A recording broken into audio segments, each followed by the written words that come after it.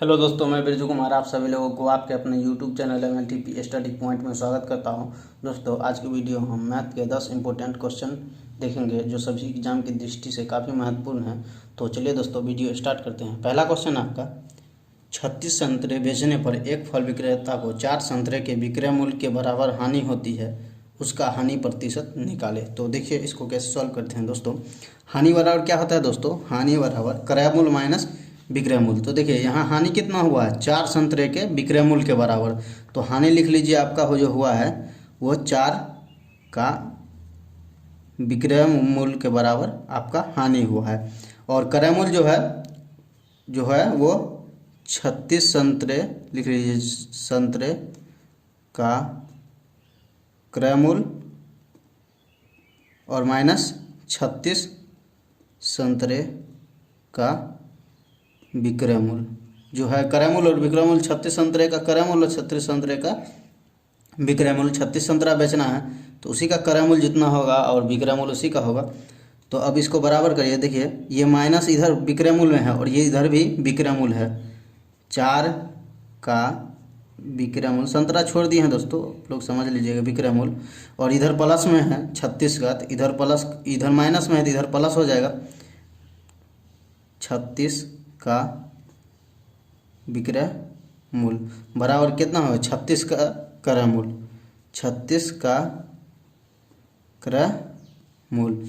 अब देखिए 36 और 40 का विक्रय मूल्य बराबर हो जाएगा 36 का क्रय मूल्य। 40 का विक्रय मूल्य बराबर हो गया 36 का क्रय मूल्य।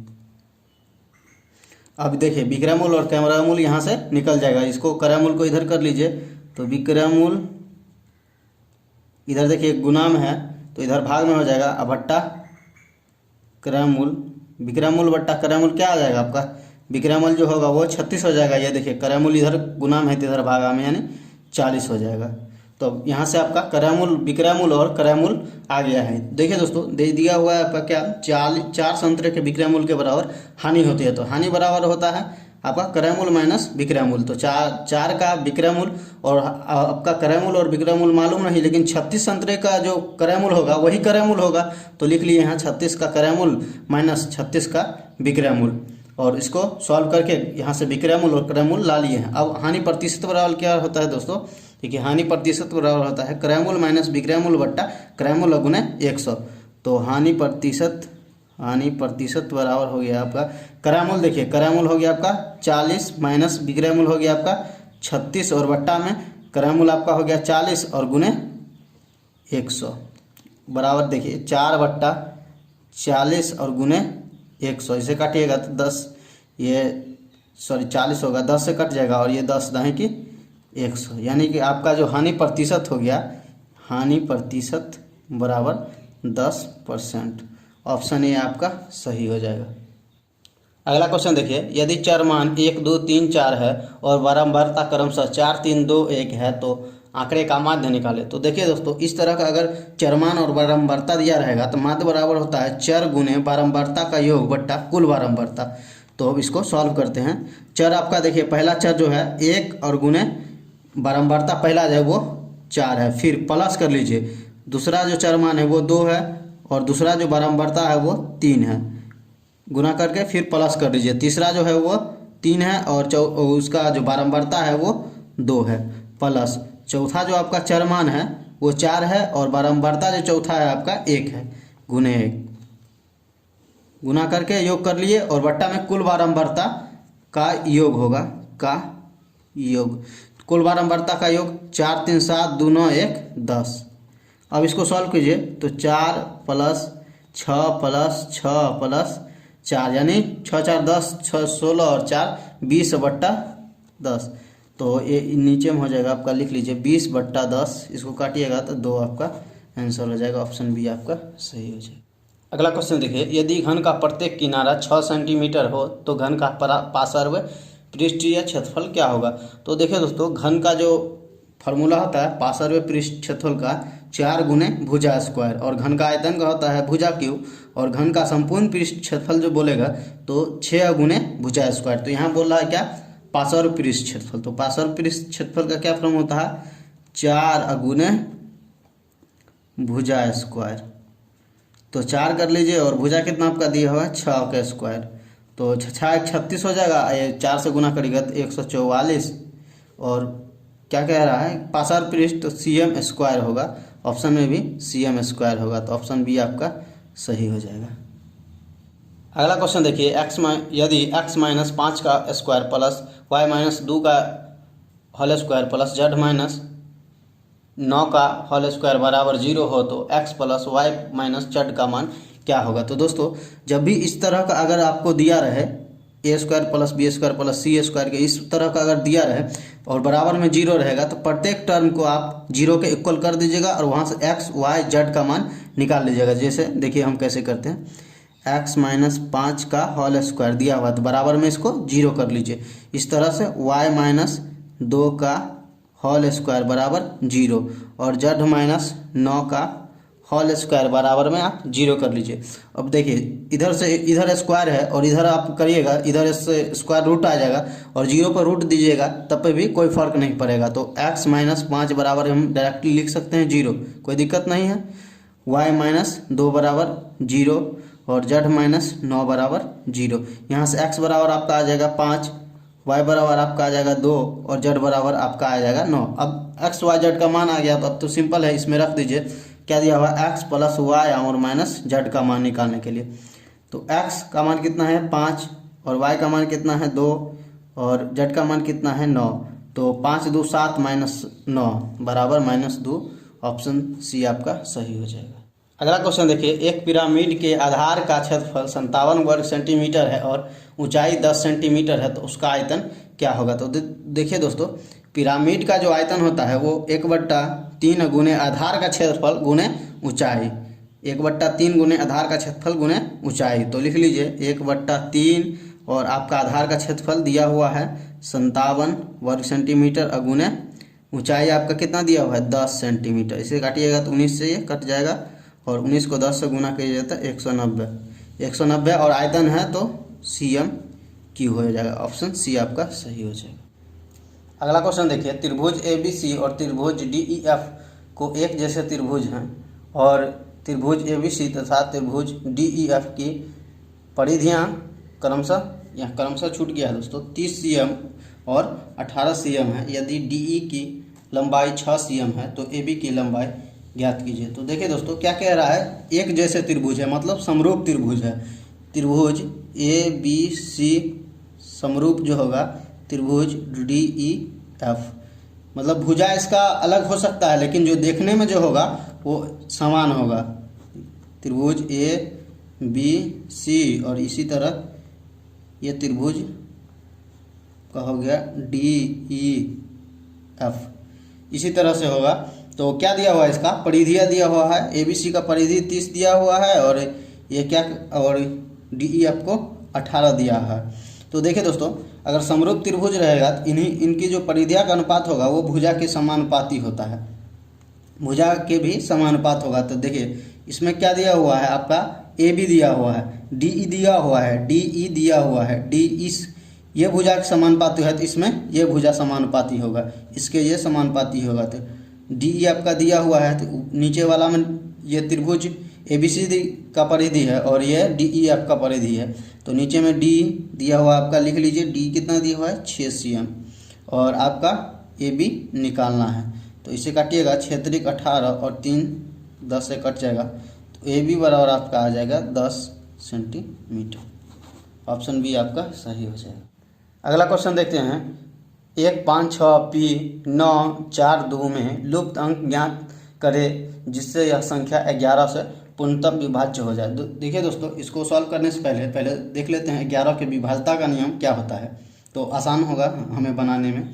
तो 11 से विभाज्यता का नियम जो होता है वो संख्या के विषम स्थानों के अंकों का योग माइनस संख्या सम स्थानों के अंकों का योग या तो 0 होगा या 11 से विभाज्य होगा। तो पहले हम 0 करके इसे बना लेते हैं। अगर इसे 0 से आ जाएगा तो क्या कह रहा है, विषम स्थान, तो विषम 1 6 9 और 2 सभी को जोड़ दीजिए, 1 + 6 + 9 + 2 और माइनस 5 P और 4 को जोड़िए, 5 plus P plus 4 equal to आपका 0 होगा। तो देखिए 6 1 7 और 9 7 16 2 18, 18 माइनस ये 5 4 9, 9 और प्लस पी इजकल टू 0। देखिए 18 और माइनस से गुना करिएगा तो ये 9 हो जाएगा -9 और ये माइनस पी इजकल टू 0। और देखिए 18 में से 9 जाएगा तो आपका 9 माइनस पी बराबर 0। तो माइनस पी बराबर इधर देखिए प्लस में 9 है तो इधर आ जाएगा तो माइनस में आपका 9 आ जाएगा। तो ये माइनस से माइनस कट गया, पी बराबर आपका आ गया 9। ऑप्शन डी आपका सही हो जाएगा। अगला क्वेश्चन देखिए, प्रथम 100 पूर्ण संख्या का औसत कितना होता है। तो देखिए दोस्तों, इसे बनाने से पहले हमको मालूम करना होगा कि पूर्ण संख्या होता क्या है। तो देखिए दोस्तों, गिनती की संख्या से पहले अगर 0 लग जाए, यानी प्राकृतिक संख्या से पहले जो 0 1 2 जिस देखिए 1 2 3 4 5 6 इससे पहले 0 लग जाए तो ये पूर्ण संख्या हो गया। तो क्या कह रहा है, प्रथम 100 पूर्ण संख्या का औसत।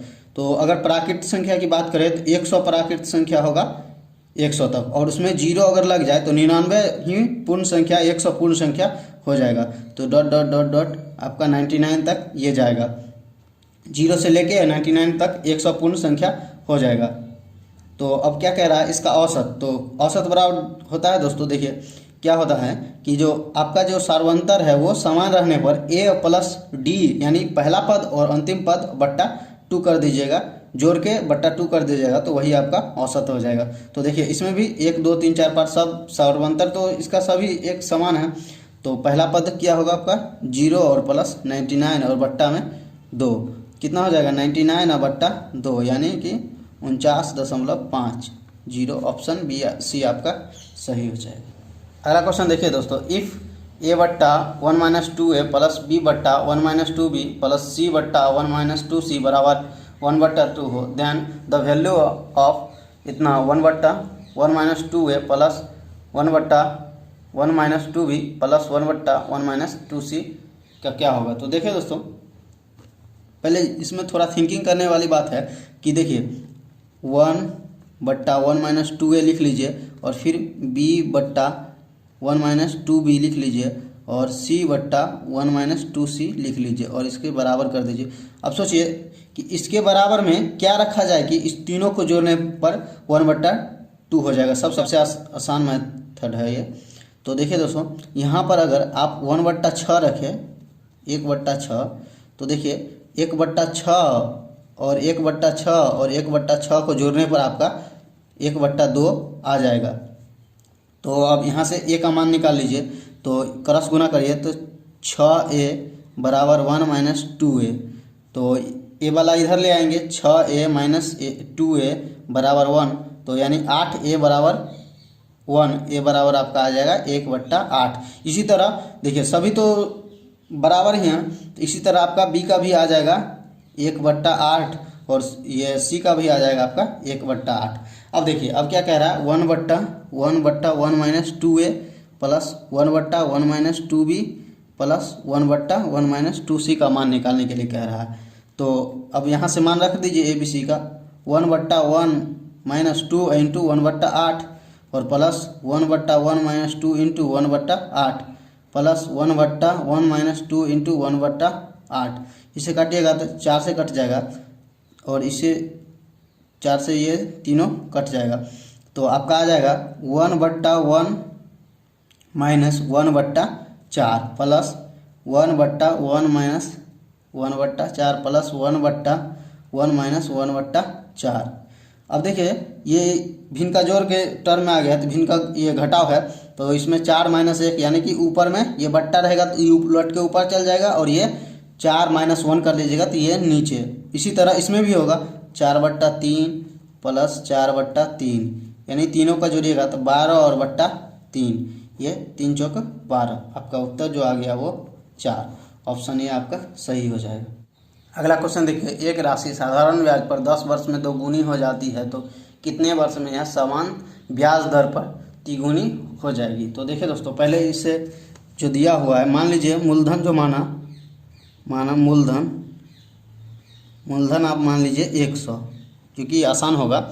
और तो ब्याज कितना हो जाता है, मिश्रधन कितना हो जाता है 2 वर्ष में मिश्रधन आपका हो जाएगा, वो हो जाएगा मिश्रधन बराबर हो जाता है 200, 2 वर्ष में, 2 वर्षों में जो मिश्रधन हो जाता है वो 200। तो ब्याज कितना हो जाएगा आपका, ब्याज जो हो जाएगा वो 200 मूलधन सॉरी मिश्रधन माइनस मूलधन 100 बराबर 100। तो ब्याज बराबर साधारण ब्याज बराबर क्या होता है फार्मूला, अब यहाँ से अब दर निकाल लीजिए। ब्याज बराबर होता है मूलधन गुने दर गुने समय बट्टा 100। तो साधारण ब्याज कितना आपका आ गया है 100 आया है, और मूलधन कितना माने हैं 100, गुने दर तो निकालना ही है, और समय दिया हुआ आपका 10 वर्ष, 10 वर्ष दिया हुआ यहाँ 10 वर्ष, और बट्टा 100। इसे काटिएगा तो ये कट जाएगा, ये 10 से 0 कट गया, यानी दर आ गया आपका 10%। अब दर आ गया 10%, तो क्या समय निकाल लीजिएगा। अब क्या कह रहा है कि कितने वर्ष में तिगुना हो जाएगा। जब भी मूलधन तिगुना हो जाएगा तो मूलधन 100 है, पहले तो 100 है, और 300 हो जाएगा, तो ब्याज कितना हो जाएगा 300 माइनस 100, यानी ब्याज 200 आ जाएगा। तो ब्याज 200 बराबर मूलधन तो आपका 100 ही है, और दर तो आपका 10%, और समय निकालना है बट्टा 100। ये 0 से 2 0 कट जाएगा, ये 1 0 से इधर 1 0 का जी, एंड टी बराबर जो आपके आ गया 20 वर्ष। ऑप्शन बी आपका सही हो जाएगा।